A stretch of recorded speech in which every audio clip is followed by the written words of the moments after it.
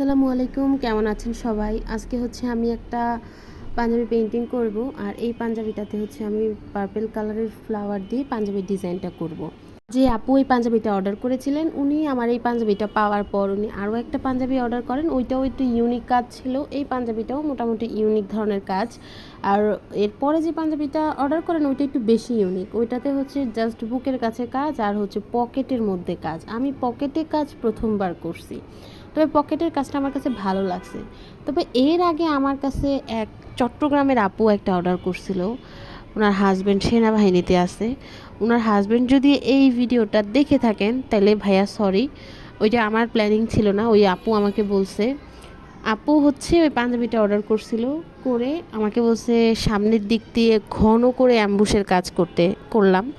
তারপরে বললো যে আপু ছবি পাঠান। হ্যাঁ, পাঠাইছি। বলছে ঠিক আছে, তাহলে এবার হাতায় করেন। তো আমার ছেলেদের হাতায় কাজ মোটা, মানে গলায়ও মোটা কাজ, তারপর হচ্ছে পিছনেও মানে হাতায়ও মোটা কাজ, মানে এটা কেমন না। তারপরেও প্রথমবার চিকন করে একটা কাজ করলাম ফ্লাওয়ার দিয়ে, ওইটা ওনার ভালো লাগে না। উনি বলছে তাহলে আপু ডাবল করে করেন। আচ্ছা, আমি ডাবল করছি। তারপরে উনি বলতেছে যে আপু ডাবল না, আপনি আরেকটা লাইন করে এই ফ্লাওয়ার দিয়ে, মানে 3টা লাইন দিয়ে এই ফুলের ইয়াটা দেন, লাইনটা দেন, তাহলে একটু বেশি কাজ হবে। আচ্ছা ঠিক আছে, করলাম।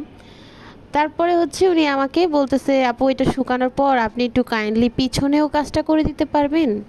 মানে আপনারা কামিজের মধ্যে বা মেয়েদের ফ্রক বলেন, টপ বলেন, এগুলোর পেছনে কিন্তু একটু কাজ থাকে সামনের কাজের সাথে ম্যাচিং করা। তো আপু আমাকে বলছে যে ওই পাঞ্জাবির পেছনেও কাজ করে দিতে। আমি জাস্ট শুনে অবাক হয়ে গেছি যে এটা কি আদৌ ছেলের জন্য নিতেছে না মেয়ের জন্য নিতেছে। আর আপনারা আমার এইটুকু একটু ফুলের ডিজাইন দেখে বলেন ফুলের পাঞ্জাবি পরে কে?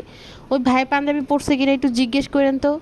আমি জাস্ট অবাক হয়ে গেছি, আমি কিচ্ছু বলি নাই। আপু শুধু বলছে আপু পেছনে কি ছেলেদের পাঞ্জাবিতে কাজ করে? উনি বললো যে আপু কেউ করে কিনা জানি না, কিন্তু আপনি আমার কাজটা করে দেন। তা আমি আর কিছুই বলি নাই। উনি যেহেতু অর্ডার করছে উনি করে দিল, সমস্যা কি, করে দিলাম। পরে হচ্ছে ওনাকে পাঞ্জাবির পেছনেও কাজ করে দিছি। যাক, পরে উনি ওই পাঞ্জাবি পেয়ে ভীষণ খুশি হয়েছে, অনেক সুন্দর রিভিউ দিছে। ওই রিভিউ কিন্তু আমি পেজেও আপলোড দিছি। কিন্তু ওনার আলটিমেটলি ওনার হাজব্যান্ড বা হচ্ছে প্রিয় মানুষ যেই হোক, উনি আমাকে ওইটা বলে নাই। যেই হোক, সে এটা পড়ছে কিনা আমি আসলে জানি না।